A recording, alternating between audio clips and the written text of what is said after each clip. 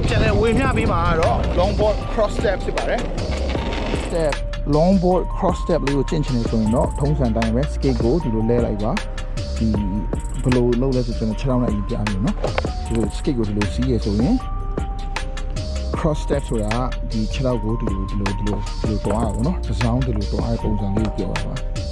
cross step ဆိုတာ6ထောက်ဒီလိုတစ်စောင်းလေးတွားရပုံစံပေါ့နော်သူ့ရဲ့အဓိကပုံတိန်ကြီးကဘယ်လိုလဲဆိုရင်6ထောက်ဖက်ကိုဒီဘက်အရင်နင်းလိုက်မယ်အဲ skate ကဒီဘက်တွားမယ်နော်အဲ့ဒီ skate ဟိုဘက်တွားတော့6ထောက်နောက်တစ်ဖက်နဲ့ဒီဘက်ကိုပြန်နင်း skate ကိုဒီဘက်ကိုပြန်ခေါ်လာအဲ့ဒီ6ထောက်တစ်ဖက်နဲ့ဒီဘက်ကိုပြန်နင်းနော်အဲ့ဒီအနောက်6ထောက်ကိုအ6ထောက်ကိုပြန်ဆုပ်လိုက်အဲ့ဒီခုန position ကိုပြန်လာအဲ့လိုပဲဒီလိုပြန်နောက်ဆုပ်ပြန်တော့ဒီလိုပြန်နောက်ဆုပ်အဲ့ဒီတိုင်းပဲနော်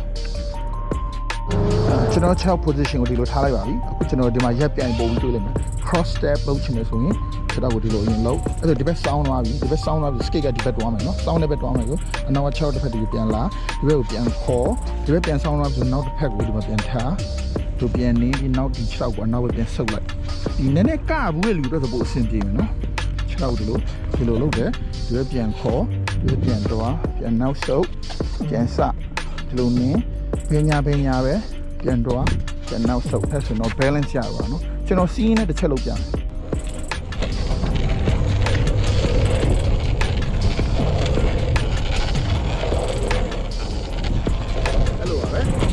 ရှင်းလေးပဲ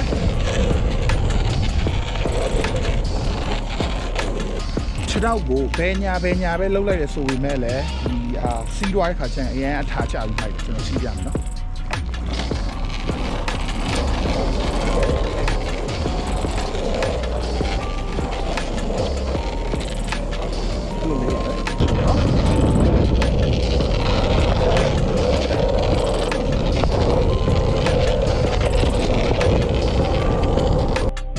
ဒီတစ်ခုကိုတော့ကျွန်တော် slow motion နဲ့ပြပြီးခြေထောက်နေထားဘယ်လိုထားလဲဆိုတာနော်ကြည့်အောင်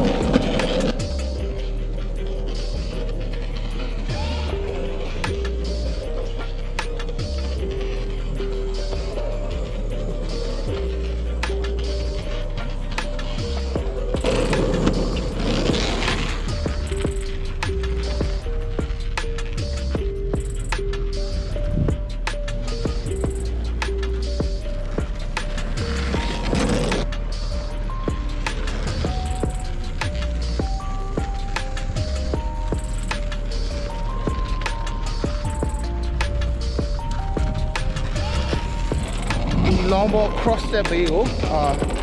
တေချာချင်းပေးပါဒါကတော့ longboard dancing လုပ်ချင်တဲ့လူတွေအတွက်အခြေခံအကျဆုံးမရှင်းဖြစ်လို့ရတဲ့အခွက်ဖြစ်ပါတယ်ကျွန်တော် GoofyRider ပါအားလုံးကျေးဇူးတင်ပါတယ်